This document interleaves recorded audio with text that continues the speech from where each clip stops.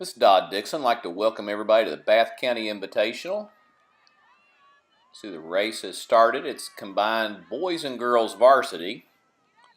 Due to daylight concerns, the two races were combined in the interest of time. You can see the beautiful hills and trees surrounding it, but when the sun starts to dip behind those trees, it can get dark really quick, and given the number of teams competing here today, it just seemed prudent to combine the two, so the coaches and officials combined them. Obviously, they'll be scored separately. Got 8 teams, 8 different schools competing.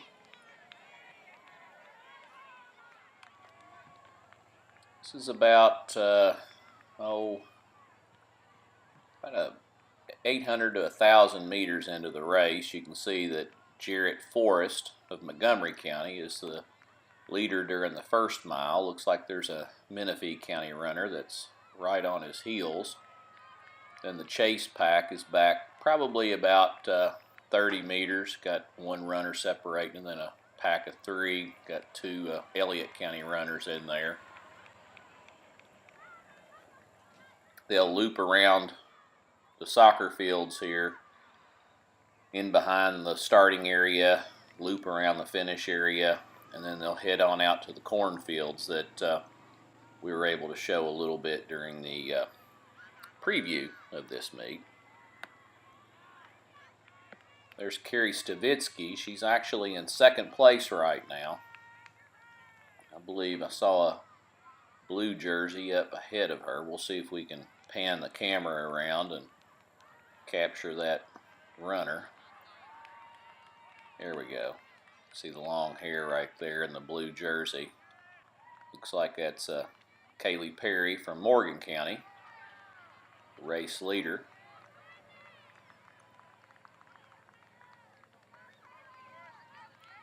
Miss Perry's really done well this season. So far, she's won the Fairview Invitational and the Boyd County Invitational and placed 4th at the Mason County Invitational. Last year, she was the Region 7A champion and placed 4th in Class A, and then went on to score in the top 20 at Foot Locker South. Really just an excellent career thus far.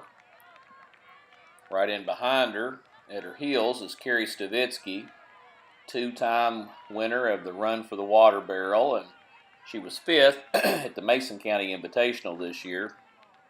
And then last year's Eastern Kentucky Conference runner-up.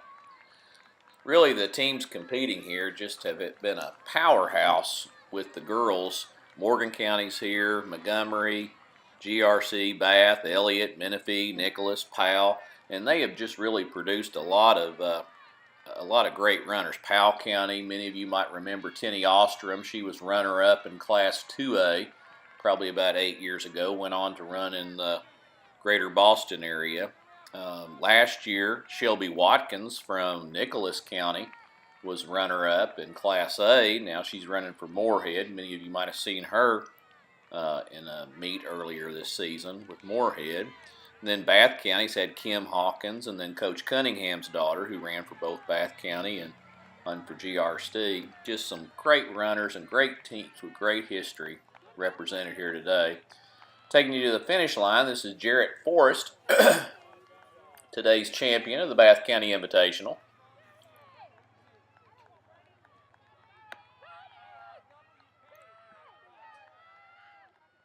Looks like a red jersey. That's Powell County's Brandon Baker, second place. Brandon's a senior, really done well this season. Eric Matei, if I'm pronouncing that correctly, of Menifee County is 3rd. And then Kayla Brown of Bath County is 4th. Looks like there's a Montgomery County jersey coming in. Austin Terrell of Montgomery County, the 5th finisher in the boys varsity competition here at the Bath County Invitational. In Elliott County's Hayden Harper is 6th, followed by teammate Brandon White in 7th place. See another Bath County, Dakota Begley. Then Montgomery County, Elliott. Looks like another Bath. Bass done well. Elliott's done well. There's GRC's first finisher, Brandon Adams, sophomore.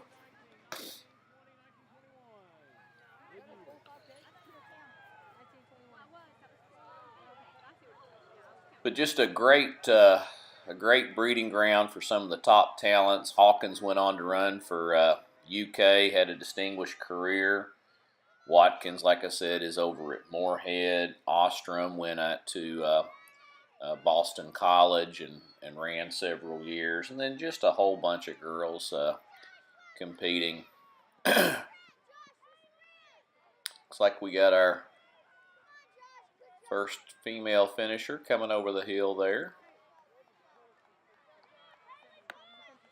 Kaylee Perry of Morgan County coming in. Girls varsity first place finisher here at the Bath County Invitational.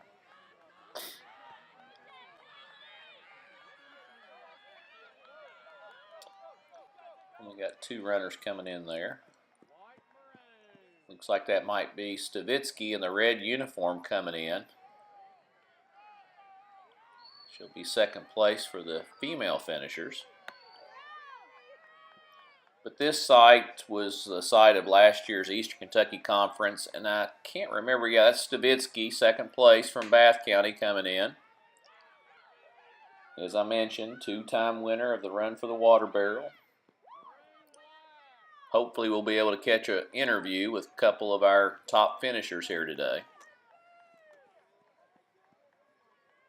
But this was also a site for a regional competition. I'm trying to think back maybe 6 years ago, 5 years ago, can't remember. It was probably in the first or second year that this course was utilized, and it was, can't remember, maybe Region 6. I can't remember what Bath County's in. But it's been the site of a regional competition. Just a wonderful history, like I mentioned in the preview. We've got probably 40, 50 years of meets in Bath County. This is their new location. The old one was around the high school. There'll be another meet in Bath County later on this season. Hopefully we can bring you the coverage. I did ask around. I believe that East Carter or West Carter, one of those two, is going to be the site of the Eastern Kentucky Conference. Hopefully we can bring you some of that coverage as well.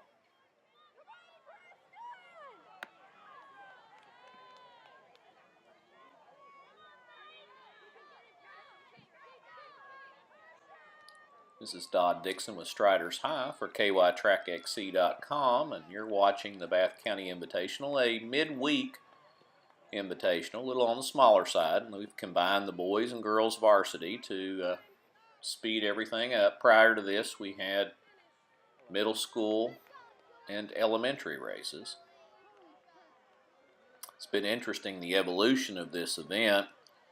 In years past, there would just be 3 or 4 cars in the parking lot, and there's literally hundreds of cars in the parking lot. In fact, we had to delay the meet a little bit just so we could get all the parents and some of the competitors in the parking lot. It was just, traffic was backed up. It was really great to see the growth of the sport. Just so many people are coming out for cross country. It's just a wonderful sport that you can do for years and years. And people are enjoying watching the sport as well. It's a good fan-friendly course. If you walk around a little bit, you can see some of the competition. Of course, when they are in the back of the cornfield, it's a little bit hard to see, but the start and the finish is right here with grandstands and speakers and everything. As I mentioned, at the conclusion of this race, we'll go to some of the top performers today and get their view of the course in today's races. Here comes a pack of 3 girls. Looks like that's Emma Taylor from GRC with Julia Graves also.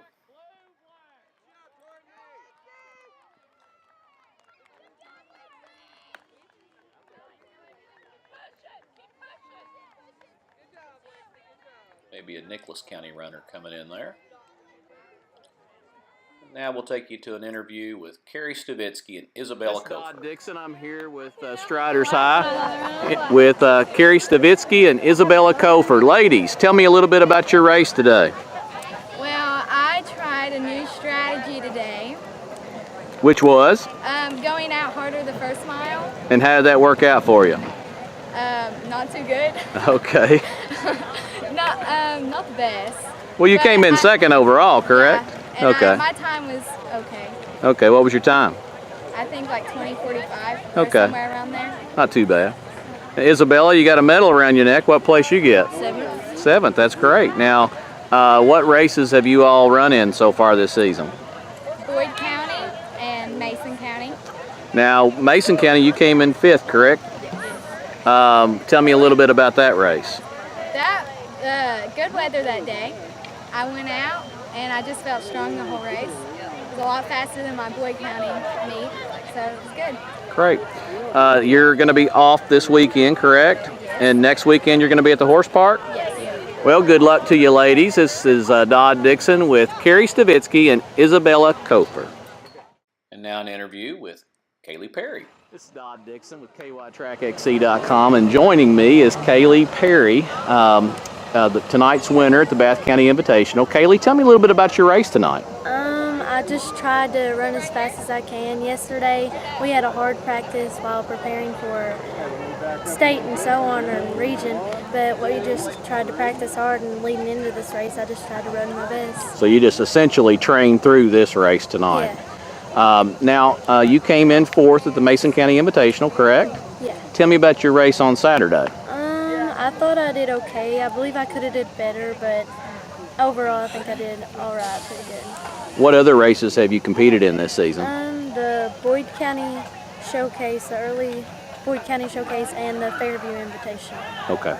And your next meet is going to be your home meet, Sorghum Run? Mm-hmm. Great. What have you done in that in the past? Overall, each race, home race, I've ended up winning. Okay, I figured you were winning all your home races. So goal for next Thursday is to win your home meet? Yeah. Great. What other goals do you have this season? I'm gonna try, and my goal is if I do qualify for the state, is to try and stay up in the front with some of the competitors I've seen in the past and try and go for them. Well, great. Well, this is Dodd Dixon with Kaylee Perry at the Bath County Invitational. Thank you, Kaylee. Today's winner, Morgan County girls in 1st place, Montgomery 2nd, Bath 3rd, GRC 4th, Elliott 5th, Menifee 6th, Nicholas 7th, and Powell County 8th. In the boys varsity competition, today's winner, Montgomery County 1st, Elliott County 2nd, Bath County 3rd. This is a Striders High production for KYTrackXC.com.